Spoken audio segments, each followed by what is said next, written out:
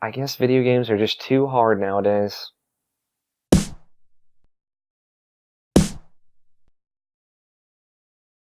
It's Alex O'Neill. Hello. This is Alex Talks, where I kind of sit down and talk about video games in my own progressive, thought-provoking way that really encourages individual thought and freedom. Not really, but I talk about video games, and it's kind of my soapbox to get off my feelings and whatnot. Now, today has been something that's kind of been intriguing me for a long time. This isn't a bad thing. I feel like my recent Alex Talks have had a lot of negative connotation, and that's not my intent. This is a positive thing, I think. Kind of. Let me just fucking talk about it. So, my topic today, which I've been sitting on for a while, I thought of it during one of the podcasts, is kind of the resurgence of non-handhold games. And I'll give some examples of what I would consider a handholdy game. So, like, what is a handhold game, right? And what's the resurgence? What am I talking about? Who am I? So, the non-handhold games have kind of come back, and when I think of games that don't hold your hand, I think of Zelda 1 or Zelda 2, stuff like that, or Metroid, Super Metroid, things that kind of put you in a world and let you explore, let you figure it out. Games that don't hold your hand, like, honestly, don't tell you one way or the other. And here's some examples of handhold games, like by modern standards, which I'm not saying handhold games are necessarily a bad thing. I like really linear games. I'm like the only person who plays video games that apparently feels that way. Because, for example, when Final Fantasy 13 was unveiled and, it was out there and, like, this game, every level is like a straight line until 11 hours in the game. That's when it gets good. Well, I didn't think that. I love Final Fantasy 13, the first one. They fucked it up with 13, 2, and 3. I'll get to that in another Alex Talks. I go on for about 30 minutes about that. But I like Final Fantasy 13. It's a beautiful game. I think it's a really compassionate story about people who care about each other and what would you give and sacrifice for someone you love. And it is a linear story, and that's not something Final Fantasy does, I don't think, like, ever. It's basically, we wanted to tell a story. You go this way, you go through a level, the level's just kind of scenery, you fight, and then you get to some scene at the end, and there's a scene at the beginning. I had no problems with that. It was basically a JRPG that played like your standard shooter in the sense of linearity. Like, if you're playing Call of Duty, which people apparently love or hate, it depends on who you ask. If you're playing Call of Duty, you're not expecting an open world levels or a world map. So, linearity is not necessarily a bad thing, in my opinion. I like linear games. I love The Last of Us. It was my game of the year last year. I love Persona 4. That's a relatively linear game. I love Final Fantasy 13, like I said. I don't think games need to be open world games to be fun. And that's kind of going to be my finishing point. But for now, handhold games. Let me get back on track. I'm sorry. Tangents happen during Alex Talks. So, a handholdy game, I guess, you could consider that pretty much anything Nintendo puts out nowadays. Mario, 3D World is very handholdy. I mean, all of the Mario games have, like, the super suit now that if you fuck up too much, here's infinite life. If you fall off the level, you die, but that's literally the only way you can die now. And, take that what you will. I don't mind handholding too much. It's become, like, really aggressive in Zelda games, and I think that's where it's kind of killing that franchise. Like, the 2-hour tutorial in Skyward Sword is great. Well, it's good. Let's not use words like great. It's good. It introduces you to the plot, the characters, lets you care about Link and Zelda, develops a relationship between them that's intimate. There's a friendship there that you understand, you bond with. You care about those characters. You love Groose immediately. Because if you don't love Groose, what are you doing? But it establishes that world. And if you play through that tutorial again now, here's the problem, like, it's like, oh my god, this is so monotonous. And the section of the tutorial, like, why do I have to learn how to use a shield again? Just tell me the button it goes to and send me on my way. I'll figure it out. And it's just like, in a franchise like Zelda that's been running for 25, coming on 30 years, it's just like, why do you need to explain all this to me? It's difficult. It's frustrating. And hand-holding is murdering that franchise, I think, because, like, example, 2D Zelda, A Link Between Worlds, fantastic. That game has almost no tutorial. It basically is like, all right, fucking go. You just go. I don't care where you go. Just go. And it's pretty awesome because of that. And that's why that's the best Zelda in the past 10 years. Hands down. Like, since Majora's Mask, I'd say. Because it just kind of throws you in that world and just kind of tells you about the mechanics. But, those are what I would consider handhold games. Even, like, JRPGs by today's standards are very handholdy. Like, the Tales games are, there's lengthy tutorials, and the combat doesn't really open up until you're a couple hours in.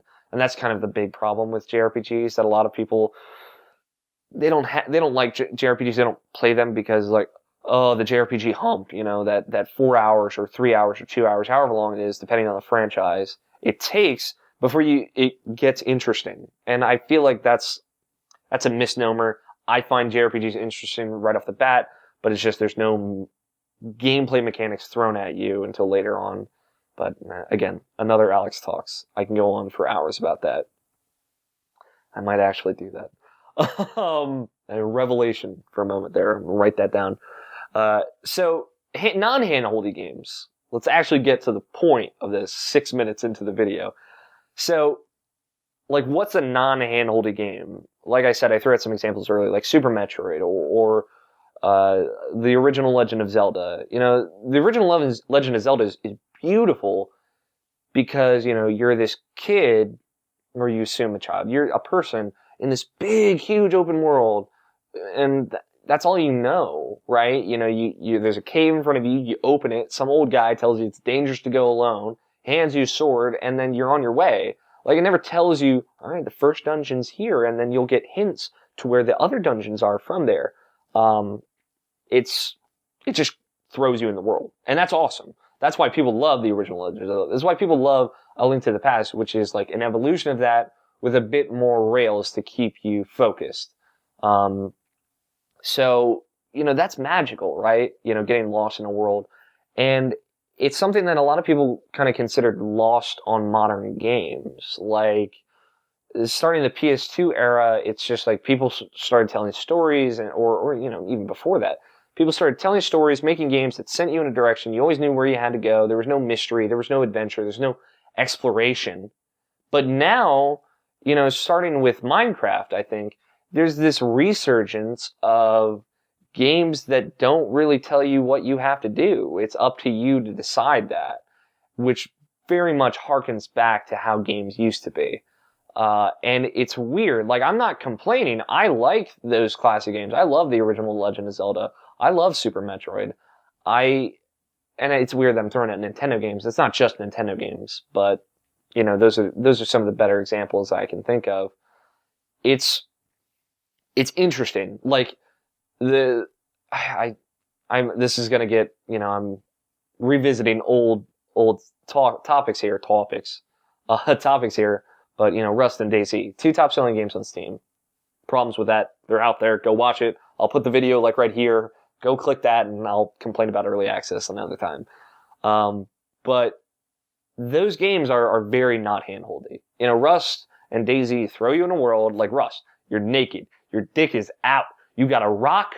Go cut some wood with that rock and go for it. Like, that's it. And it's kind of up to you to figure out what you can do with different mechanics and parts and what you can do in that world. There are no limitations, really. It doesn't feel like that. And I like that. I like the idea of that. I think I like it more conceptually than I do practically, but I think it's ambitious. It's good. It's interesting to see stuff like that. In DayZ, obviously, it's a vicious survival game where it's like, you gotta survive, and you do it the way you do it. And you hear these awesome stories of people like holding up other people and robbing people and murdering people and like doing horrible things to one another via voice chat, but it's a video game, so it doesn't really matter. But this social mentality of it is fascinating. And I really like that idea. I wrote down a couple examples. I mean, like, let's talk about Minecraft. That was kind of the first one, right? And Minecraft, it started off, I think what helped it and what kind of brought this genre back is early access, for better or for worse. You know, Minecraft started in alpha and there was just no game. There were just mechanics. There was a world that had mechanics in it that you could play with. And that encouraged this sense of adventure, right? Like, there's no point to this game, but it's a sandbox where I can do anything that the mechanics allow me to. And that encourages adventure. That's, you know, the definition of hand-holding, really. It's like, there's no game to play, so make your own game. And I think that started something really special. And it's grown and changed into games like Rust and DayZ that show that players can really make a game past what developers can. And I think that's really cool. I genuinely do. I say that those games really aren't for me because I'm a story guy. I like playing games with story. I don't like, I played Terraria, for example. I played Minecraft too. I played Minecraft for 3 hours and I found diamonds and I made some stuff and I had a rock house. And it's like, I don't care. What the fuck am I going to do? Make pixel art? No, I'm not that talented. I'm not creative. But it was cool while it lasted, I'll say. That feeling of exploration of just fucking digging straight down and making my big cave, and if this is my world, I can do whatever I want. That feeling of freedom is pretty cool, I will say. And I played Terraria to the point where, you know, I had some cool shit, but it was like, what am I doing? You know, what's my motivation? I guess you could throw that out there. And I got, you know, cool armor and a cool weapon, and I was done. So I think that's kind of where I'm at with that. That's why I've decided that those games aren't for me. There will be one of those games, I think, that's going to appeal to me. But non-handholding games doesn't just come in the form of these weird Minecraft-likes, for lack of a better genre name. It's also like, you know, this game's obviously blown up everywhere. I've been a huge fan of it since it came out. Dark Souls. Dark Souls is huge. It's gotten so much bigger than I think From Software ever anticipated it to be. And it's kind of like Dark Souls has this culture around it of just like, we love this because this game is fucked. In that Dark Souls never tells you what you need to do. Almost never. I mean, there are occasions where it's like, you found the bonfire, kindle it, or whatever, or it'll be like, you have to go, you found the cup, I forgot what it's called. It's been like a year since I played Dark Souls. You found the goblet that you kindle underground outside of where Gwyn is, and now you've opened up these 4 boss fights, and you have to go kill these 4 boss fights, and that's it. Like, that's all that game tells you. Like, and then you do that, and you kind of figure out where to go. The thing is just each environment just organically leads into one another. And it's all brought together with this really tight, fascinating, and satisfying gameplay that's hard. And it never really tells you how to master how to play it, but you figure it out. And I think, you know, Dark Souls is like the perfect balance of it because they give you enough tools to figure it out. They give you what you need to solve the problem of what is this game, but they never tell you the answer. And that's really cool. I like that. But, you know, non-handholding games have come back in a really, really cool way. And I'm curious to see where this goes. Because right now, you know, there's all this early access shit. Will that create games that are cool? I don't know. I guess we'll have to wait and find out. But if there are more games like Dark Souls, I'm okay with that. But that's what I think. What do you think?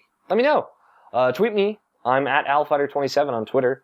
And let me know what you think. Also, feel free to send me ideas, things you want to talk about, questions you want me to answer on video. That's fine. And while you're at it, check out irrationalpassion.com. That's where I write. We post Alex Talks every Tuesday and Friday. So subscribe here and you'll get more of it. So until Friday, I will talk to you guys later. And the scope of it gets way out of control. And then at the end of that 9 months, when it stops selling, they're just like, well, we can't fucking finish this game if people don't keep buying it.